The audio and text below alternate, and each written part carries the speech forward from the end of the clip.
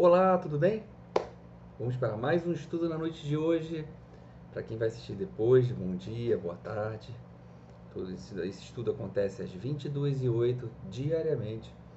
E nós vamos para o capítulo 10. E esse capítulo 10 já passamos por uma jornada, né? Capítulo 9 terminamos ontem.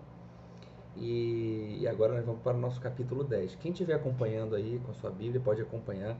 Lembrar que a Bíblia que eu estou acompanhando pode ser que não bata com você algumas palavras, alguma concordância, em termos de verbal, né, ou nominal, alguma palavra diferente da outra. Isso acontece porque são traduções diferentes, tá? Só para ficar bem claro, porque você fala, mas não está falando a mesma coisa, calma. A gente vai falar da essência do versículo, da essência do provérbio.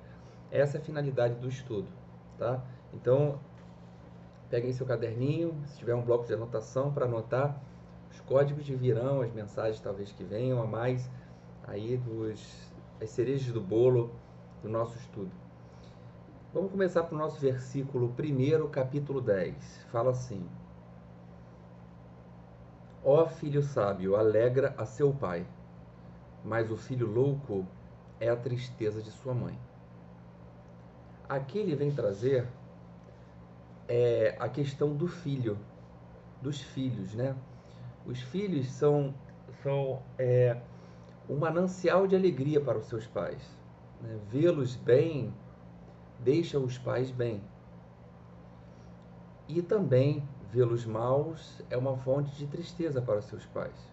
Então a gente entende que os pais se preocupam conosco quando a gente não escolhe caminhos de alegria, escolhe caminhos de sofrimento. Mas faz parte da vida? Faz parte da vida. E o que ele quer falar do filho sábio aqui? Filhos sábios são aqueles que obedecem seus pais, que o honram na sua essência, que o honram em seus valores. Seus pais lhe ensinam valores importantes, tanto para o homem como para a mulher. Valores esse do homem de ir à luta, de ir à frente, de buscar seus ideais, de não desistir, de coragem, como a gente vê nos filmes, que é, por exemplo, 300 de Esparta, aquele filho já treinando desde cedo com seus pais, com grandes guerreiros, para se tornar grandes guerreiros que vão à caça, vão defender, eles vão à luta. Assim a filha também, de alguma forma, ela vai à luta também cuidando de tudo, trazendo aquele aconchego, trazendo o alento, mas também buscando, fazendo parte, né? Quem viu esse filme mesmo, que eu falo de Esparta 300, você vai ver que a mulher é totalmente participativa nas decisões, principalmente do rei, dos homens ali. Então, por quê? Carregam na tua essência a sabedoria de seus pais, a essência dos seus ancestrais. Então, realmente são muito bem-aventurados na vida aqueles filhos que honram e que obedecem seus pais. Por isso que é muito bem, isso como um mandamento, né, honrar pai e mãe, isso é muito forte, porque isso quando não é honrado, isso se replica na vida, pode prejudicar a vida lá na frente, né, em várias áreas da vida, pode ser assim. Então, como eu disse, benditos são os filhos que se deixam reger pela sabedoria, né, e não pela insensatez, não por tudo isso que a gente tem falado nos capítulos anteriores. Esses filhos, eles buscam andar pelo caminho da santidade, o caminho de buscar o sagrado dentro de vocês. Não perdem tempo em entrar em areia movediça, em naufragar ou passar por pântanos fedorentos que vão verter seus pais de lágrimas. Então, benditos são os filhos também que ouvem seus pais, que o obedecem, porque os que têm mais experiência. Entendeu? Então, é uma grande troca. Por isso que isso aqui, o primeiro é como se fosse assim, filhos, fonte de alegria ou fonte de tristeza. Como estamos num meio dual, um plano assim de dualidade, a gente é um mundo de escolhas, né? Felizmente, porque nos faz aprender. Muitos de nós, filhos, a gente escolhe não obedecer nossos pais. Acontece com a gente, quebramos a cara.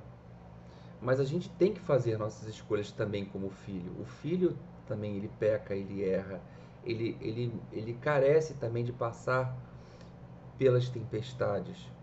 Mas cabe não se esquecer da essência dos seus pais e dos seus conselhos. Porque no momento que você mais precisar, tudo aquilo que lhe foi ensinado, que lhe foi colocado na sua fonte, vai vir à tona e vai lhe salvar de inúmeras situações. Então aqui vem falar disso. O filho sábio ele alegra o seu pai, o filho insensato entristece. E não tem nada não tem nada de errado do insensato, do errado em querer dar a volta por cima e querer mostrar aos seus pais que está se tornando sábio, que quer mudar. Isso é o que faz os pais ficarem felizes, em verem isso nos filhos, em ver que eles estão buscando a fonte da alegria, eles estão buscando alegrar o seu pai, né? Não deixar sua mãe triste, mas essa força tem que ser deles. É eles que têm que mostrar isso, porque eles já carregam dentro deles, nós filhos, nós carregamos já a junção genética ancestral de duas personalidades, pai e mãe. Então, temos já toda essa bagagem dentro de nós. O versículo 2 fala do seguinte: os tesouros da impiedade para nada aproveitam, mas a justiça livra da morte. Ou seja, a gente está vivendo, vamos botar assim, numa crise na nossa sociedade sem precedentes. O que mais assola hoje o nosso convívio social é a falta de integridade. Infelizmente, os valores morais eles estão sendo todos tripudiados, estão sendo deturpados. E o que acontece? A lei, ela, de vez de punir, e a justiça, de vez de cobrar que a lei faça, cumprir a lei, ela acaba levando vantagem e passa a governar de um modo inescrupuloso. E o que a gente acaba vendo que esses tesouros de impiedade conquistados por muitos, que a gente vê na atualidade à nossa volta, digo assim, pode ser várias pessoas, políticos, facções e etc.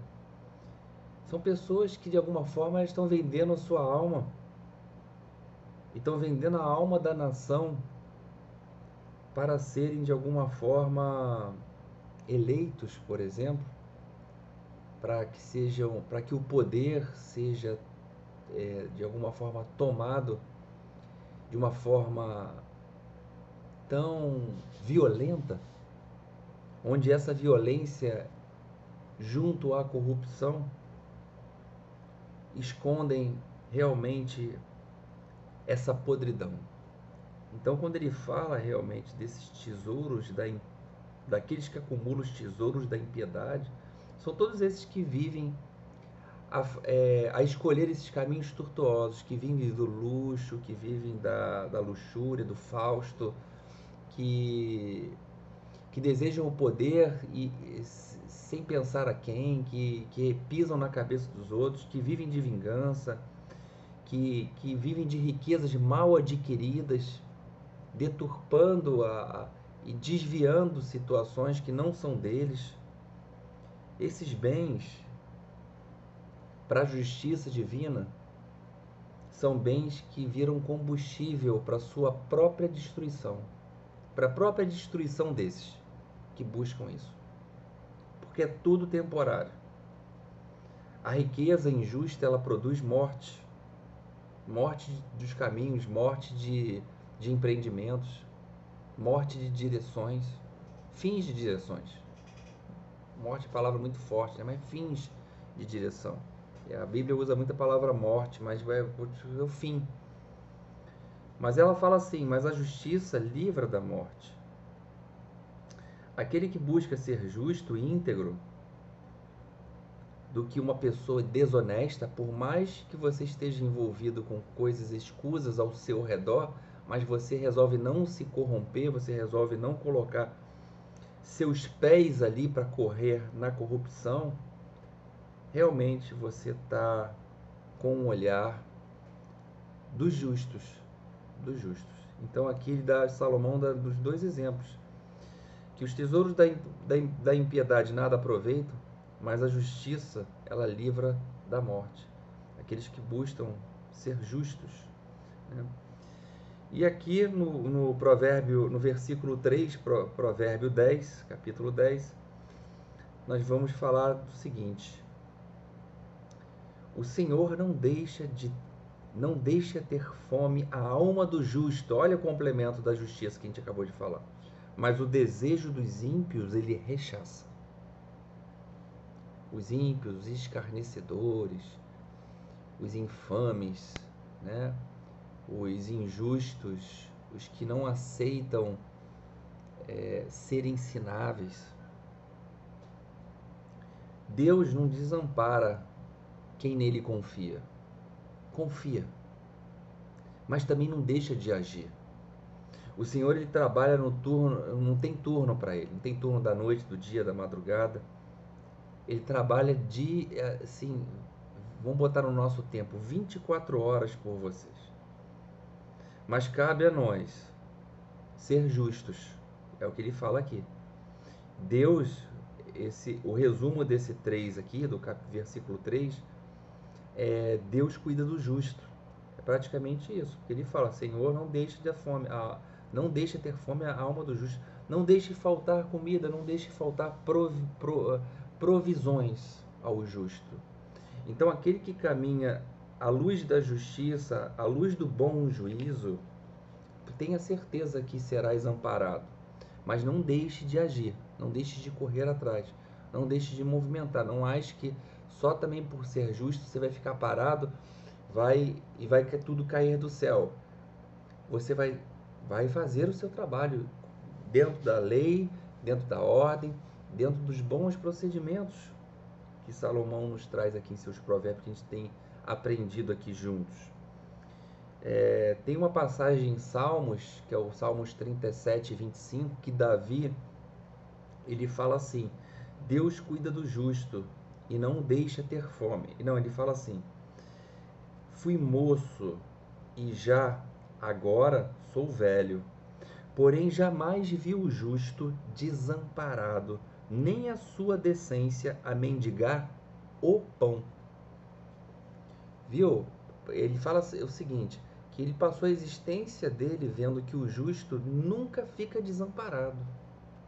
Aquele que caminha à luz da justiça, à luz do bom siso, do que é o bom senso, dentro da linha, dentro das veredas do Pai, do Criador, ele não desampara esse.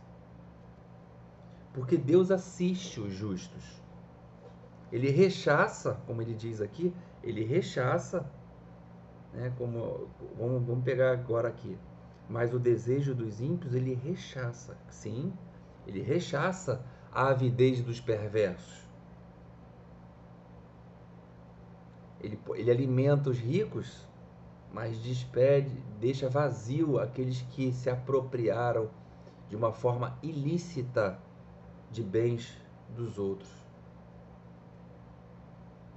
Então, mais um aviso e mais uma sabedoria importante, que é o que? Mantenha, por mais dura que esteja sendo a vida, por mais que você chegue a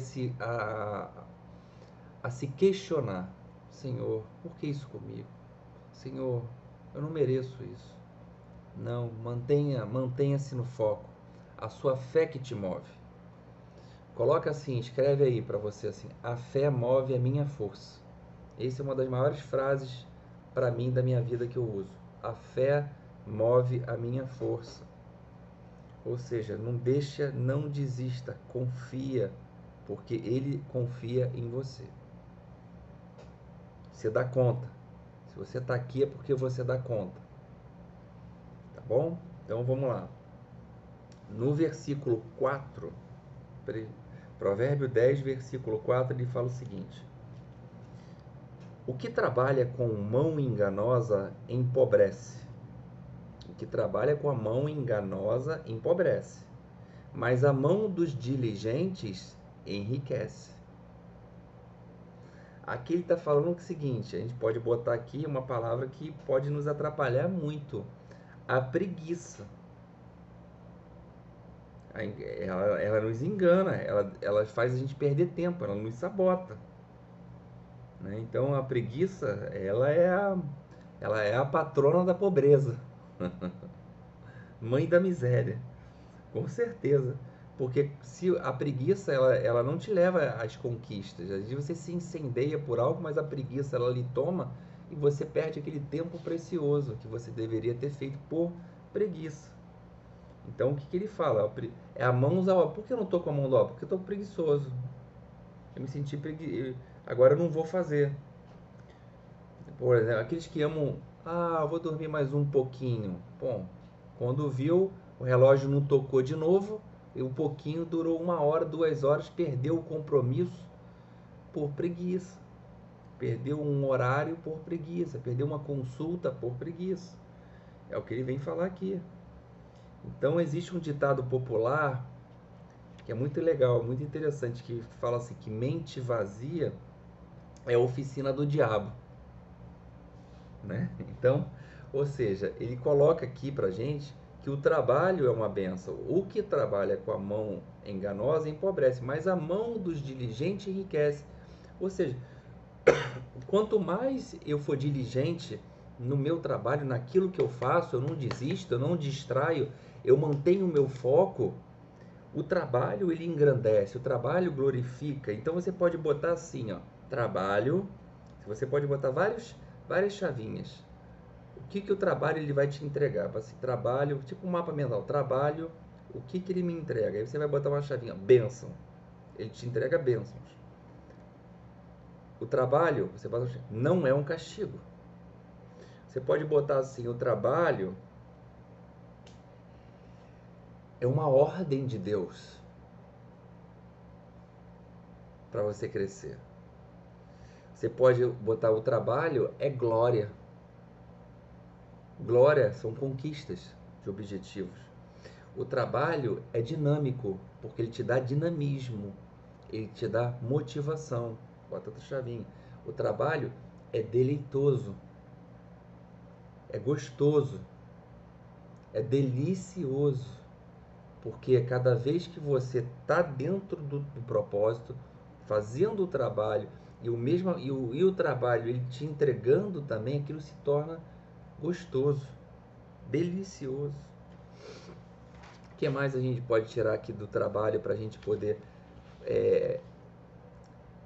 favorecer esse versículo? O trabalho dignifica o homem. O trabalho, pode botar aí outra chave, ele supre. O trabalho, ele nos traz prosperidade.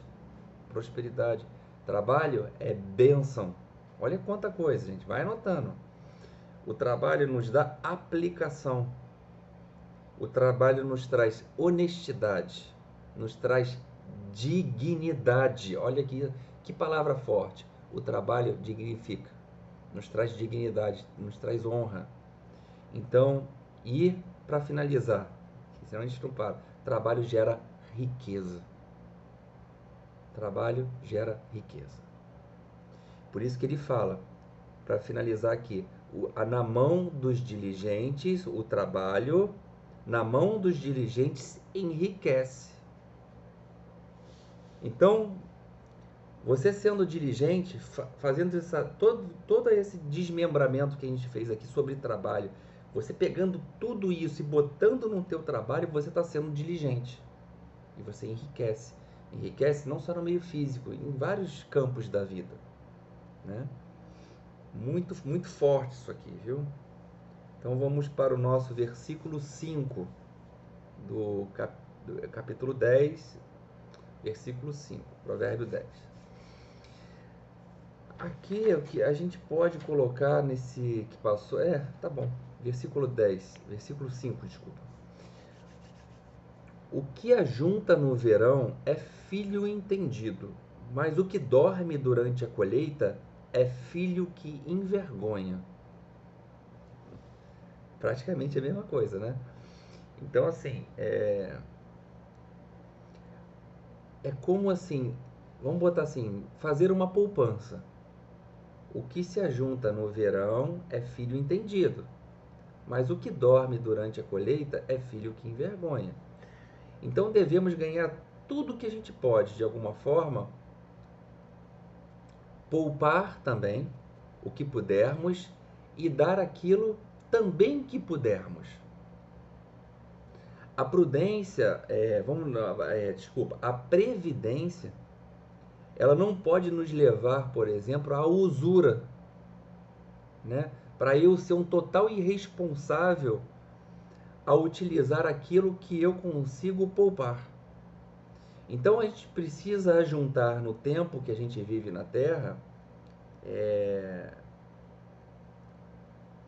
uma fartura de alguma forma. Não podemos gastar tudo e muito menos nem gastar aquilo que a gente nem pode gastar, porque a gente está sendo aqui aquele que dorme durante a colheita, ou seja, a colheita vai toda sendo destituída, ou ela nem foi colhida, ou ela já foi toda gasta. Esse é o que envergonha, porque é aquele que não conseguiu poupar até o fim. Então, muitas coisas que a gente vê, o luxo que hoje ostenta muitos, tornou-se de uma forma tão grande, de uma necessidade tão grande para muitos, sobre a visão do consumismo que nós vivemos hoje, na sociedade consumista que a gente vive, que a gente ama mais as coisas do que as pessoas. E aí que está o grande X da questão aqui. O que eu estou poupando no tempo que o sol ele me favorece? Que o verão está ligado ao sol, o sol está ligado à luz. No momento que a luz está sobre mim, no momento que a luz ela brilha sobre o meu caminho, eu estou me apropriando, eu estou poupando essas forças. E ao poupar, ao resguardar, ao guardar, eu estou usando de uma forma desregrada, eu estou perdendo isso à torto e à direita, eu estou jogando isso tudo fora por falta de responsabilidade, por falta de entendimento, talvez, de discernimento, por falta de sabedoria. Eu jogo isso fora. Então, o que ele quer alertar aqui, faça uma poupança. Poupe. Poupe energia. Não desperdice sua energia à toa. Quando sentir que a tua energia está sendo corta, vá seguir seu caminho. Vai continuar a sua vida, porque não adianta perder energia nisso. Isso é o uso irresponsável daquilo que você poupou. Olha que forte isso aqui, quando a gente traz para a nossa realidade. E o versículo 6, tá? O versículo 6 fala do seguinte, capítulo 10, versículo 6. Bênçãos há sobre a cabeça do justo, mas a violência cobre a boca dos ímpios. O que ele quer dizer aqui? Sobre a cabeça dos justos virá bênçãos. Então, quando a gente serve a luz, ou seja, quando a gente está integrado à sabedoria que a gente vem estudando, a nossa essência, a casa do justo ela é abençoada. As suas ações elas são abençoadas. E quem é o justo aqui? Vamos botar assim, quem é o justo? Não é aquele, por exemplo, que tem a justiça própria, mas é aquele que foi justificado de alguma forma. É aquele que de alguma forma ele foi justificado. Que assim, apesar dos deméritos, dos percalços que ele passou, dos tropeços, e por mérito dele em reconhecer tudo isso e ir atrás da resolução, da ressignificação de tudo isso, ele se torna um abençoado, porque ele está buscando a justiça, está buscando o equilíbrio. Por isso que ele fala, então a cabeça do justo é onde mora a bênção de Deus. Mas aí o que ele fala? A boca do perverso, a violência, ela cobre a boca dos ímpios, a boca dos perversos, é onde habita a violência. A violência, ela brota de alguma forma de todos nós, quando a gente perde o justo, a gente se perde do justo dentro de nós. E a gente para de ser abençoado naquele instante para deixar a boca falar do que o coração está cheio. E muitas vezes, se seu coração ele está cheio, ele está de alguma forma envolvido de sentimentos negativos, de emoções desequilibradas, a sua boca vai ser violenta. E é o que ele está falando, mas a violência cobre a boca dos ímpios. E aí o que acontece quando eu pronuncio, né, palavras que tocam o outro, que vão tirar o outro do equilíbrio? Eu estou sendo exatamente isso. Eu estou deixando de ser justo para ser aquele que vai sair, que da minha boca vai falar que meu coração está cheio. Se eu estou cheio de sentimentos e emoções sobre uma situação, que eu fale então o que eu estou sentindo, que eu possa me expressar, ou que eu fale diretamente com a pessoa de alguma forma e expresse o que meu coração está sentindo, para que eu tire aquilo de mim. Ao tirar, talvez eu encontre o equilíbrio que eu tanto preciso. A reparação, ela é a busca do equilíbrio. A ressignificação que eu falei é a busca do equilíbrio. O perdão é a busca do equilíbrio. O reconhecer é a busca do equilíbrio. Isso é um caminho dos justos. Todas essas que eu citei aqui, e talvez muito mais. Vocês anotem aí, tá? E aqui no versículo 7, para a gente terminar aqui nossa live, nós vamos falar o seguinte: o que ele fala aqui? A memória do justo é abençoada. Primeiro ele falou da cabeça, viu? Agora ele está falando da memória. A memória do justo é abençoada, mas o nome dos ímpios apodrecerá. Ou seja, a memória, ela guarda o quê? Lembranças. Se você caminhar no caminho dos justos, suas lembranças vão ser equilibradas, vão ser lembranças muito boas, lembranças abençoadas, como ele próprio diz. Lembranças que vão favorecer você até lá na frente, de trazer para o instante que você está vivendo boas situações. Mas é óbvio que a gente viveu situações que foram mais, que foram ruins para nós. E isso, mas o que ele pede aqui, que a memória do justo é abençoada, que a gente procure, primeiramente ali em cima, trazer para nossa cabeça a bênção dos justos. E outra coisa, só agora para complementar isso aqui que ele falou acima no 6, bênção sobre a cabeça. Na cabeça vem os pensamentos. A memória do justo complementa essa parte. Os pensamentos, a memória, as lembranças, elas bem equilibradas, elas te tornam equilibrados. Então você aí, no caso, é o justo. É aquele que justifica seus atos a partir da onde? Dos seus pensamentos. A memória que ele fala aqui. Seus pensamentos às vezes vão buscar longe e muitas vezes eles te traem. Então tenha cuidado com a memória. A memória do justo, ela é abençoada. A memória, o que você deixou para trás, as suas experiências boas, tenta realmente, vai ficar um trabalhinho de casa assim, uma tarefa para vocês. Tenta escrever pelo menos 3 situações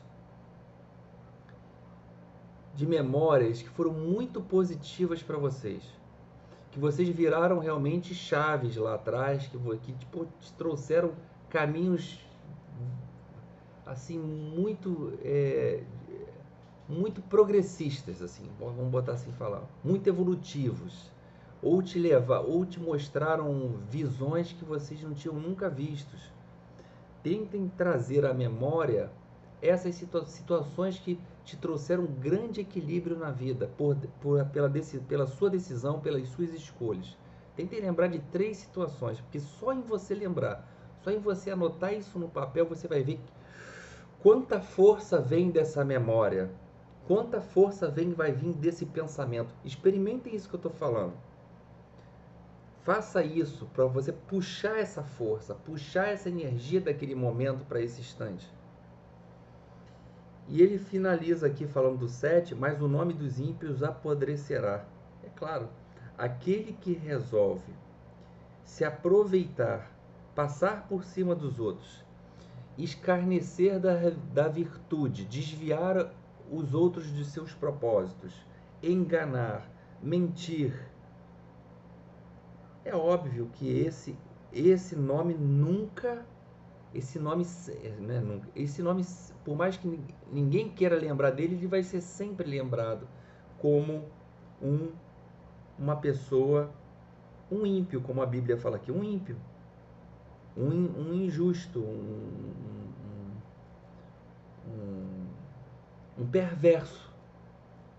Então seja justo então naquilo que você faz, para que suas memórias você seja lembrado, você seja lembrado por muitos como uma pessoa justa, uma pessoa do bem, uma pessoa que deixou sua marca, e não como ao contrário aqui, como uma pessoa insensata, uma pessoa que seu nome apodrecerá, será sempre escarnecido, será sempre mal lembrado. A gente não quer isso para a nossa vida, né? Você quer deixar boas lembranças para você, para os seus ancestrais, para os seus ancestrais não, para os seus descendentes, para os seus descendentes. Então, portanto, faça hoje, plante em cada um que você ame boas memórias que estão à sua volta. Plante nas pessoas boas memórias de você, memórias do justo, memórias boas, para que as pessoas lembrem sempre e tenham uma boa lembrança na hora que puxarem uma passagem com você, tenham boas lembranças e não mais lembranças, tá bom? Então é esse que fica aqui. Terminamos então o nosso estudo, né, do Provérbio de Salomão. Fizemos aqui o capítulo 10, que é o Provérbio 10, do 1 até o 7. Tá bom por hoje. Tá bom? Então muita coisa para refletir, já temos tarefas aí de casa para fazer. E aí nós vamos aí, seguimos aí o nosso fluxo. Seguimos o fluxo para amanhã estaremos de volta para dar continuidade do versículo 8 para frente. Gratidão a todos vocês que estão aqui, que estão acompanhando, que estão escrevendo. Não deixe de deixar seus comentários.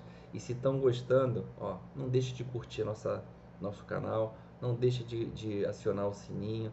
Não deixe de compartilhar com seus amigos. A participação de vocês é muito importante para que o nosso canal aqui do céu, a nossa casa cresça com a colaboração de vocês. Um beijo no coração, Jesus abençoe, muita luz, muita paz, paz na sua casa, paz e bem. Fiquem com Deus e até amanhã.